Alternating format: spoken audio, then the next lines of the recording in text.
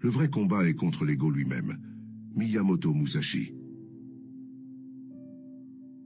Le Dokodo est un texte court, composé de 21 préceptes ou principes que Musashi a écrits vers la fin de sa vie, peu avant sa mort, en 1645. Ces préceptes reflètent ses idées sur la conduite à suivre sur le chemin de la vie et de la mort. C'est un ouvrage philosophique offrant des conseils sur la façon de vivre une vie honorable, disciplinée et authentique. Dans notre monde moderne trépidant, nous sommes rarement seuls. Nos esprits sont constamment bombardés d'informations, de pensées et de distractions. Mais Miyamoto Musashi nous enseigne qu'être seul peut être le moyen de changer votre vie. Le légendaire samouraï croyait cela, car il a passé la majeure partie de sa vie dans la solitude, perfectionnant son art et développant sa philosophie. Miyamoto Musashi est une figure vénérée à ce jour. C'était un samouraï errant sans guide ni maître. Musashi est né en 1584 dans un Japon dévasté par les guerres et les conflits. Son maniement de l'épée était inégalé, mais c'est sa profonde sagesse qui continue de nous inspirer des siècles plus tard. Il était un artiste, philosophe et épéiste qui a remporté plus de 60 duels, dont beaucoup à mort. Cependant, son chemin était loin d'être celui d'une violence incessante. C'était un chemin qui l'a conduit à une profonde perspicacité et à une sagesse. La vie de Musashi a été marquée par une profonde quête de maîtrise de soi, à travers la discipline, le dévouement et surtout la solitude.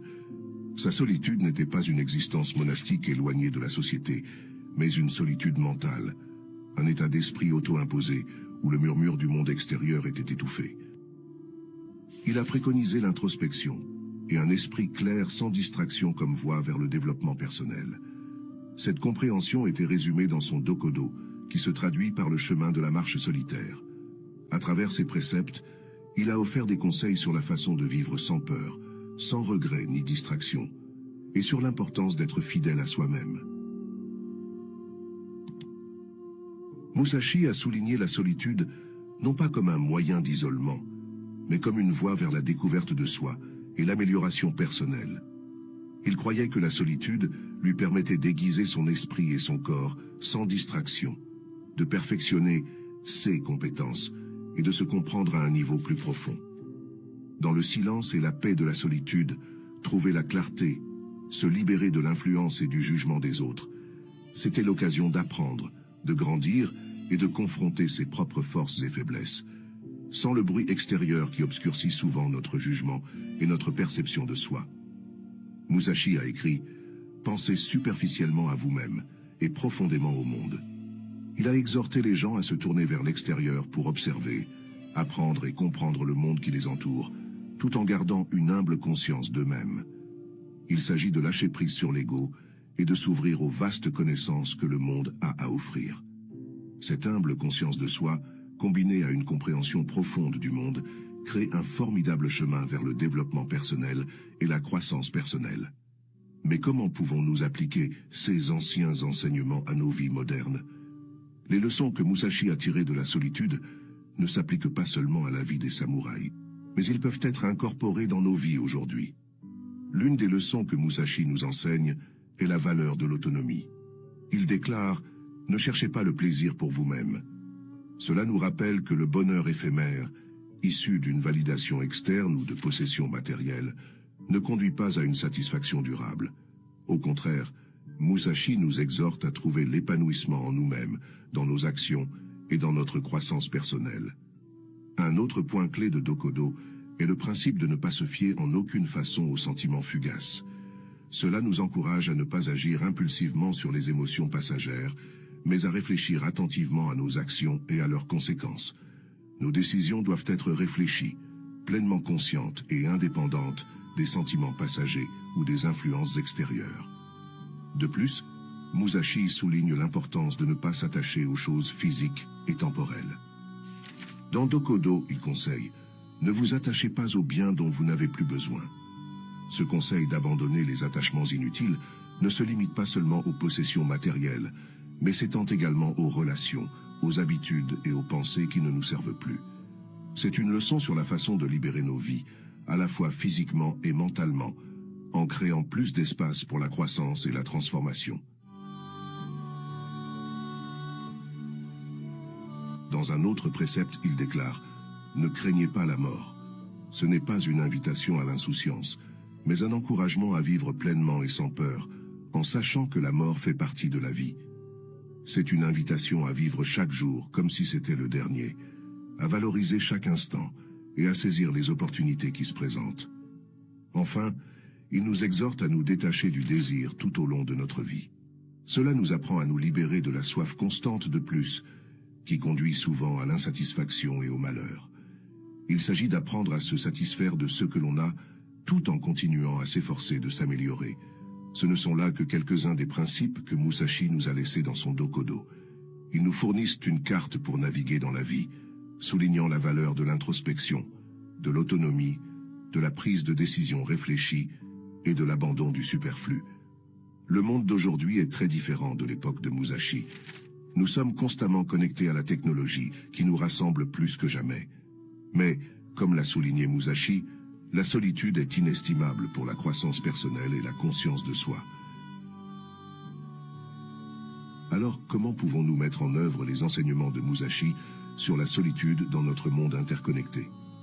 Tout d'abord, nous pouvons pratiquer la solitude en réservant régulièrement du temps, loin de l'agitation de la vie quotidienne. Cela peut se faire à travers des moments quotidiens de silence et de solitude, que ce soit par la méditation, des promenades dans la nature, ou simplement assis tranquillement dans sa chambre. Pendant ces moments, permettez-vous de penser, de réfléchir et d'être simplement. Deuxièmement, envisagez de pratiquer une désintoxication numérique.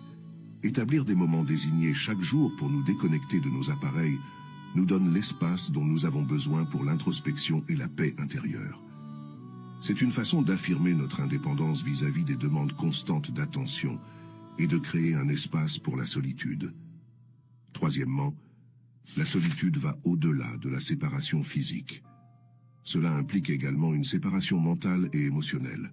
Cela signifie apprendre à abandonner le besoin d'approbation, de la volonté de se comparer aux autres et du désir de se conformer. Il s'agit d'apprendre à rester ferme dans nos croyances et nos décisions, même si elles vont à l'encontre de la foule. Enfin, faites de la solitude une priorité. Traitez-le comme un élément essentiel de votre routine de soins personnels, quelque chose de non négociable. Ne le voyez pas comme un luxe, mais comme une nécessité pour la croissance personnelle et la conscience de soi. Le monde est peut-être différent de l'époque de Musashi, mais les leçons qu'il a apprises dans la solitude sont intemporelles.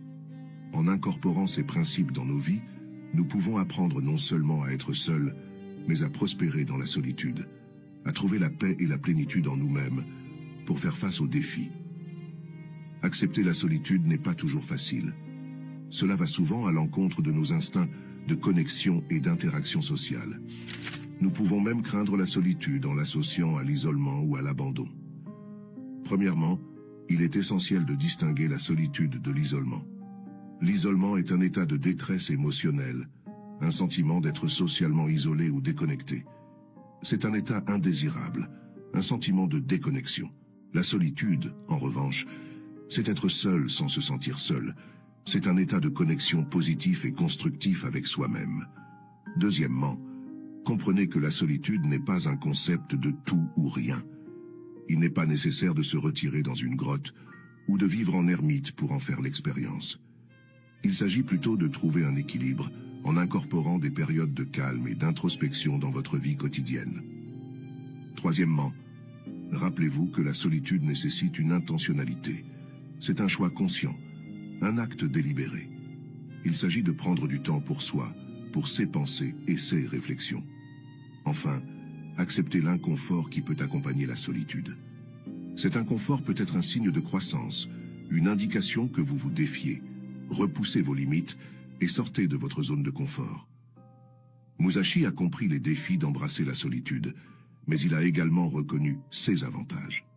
À travers sa vie et ses enseignements, il nous propose un plan pour surmonter ces défis et exploiter le pouvoir transformateur de la solitude.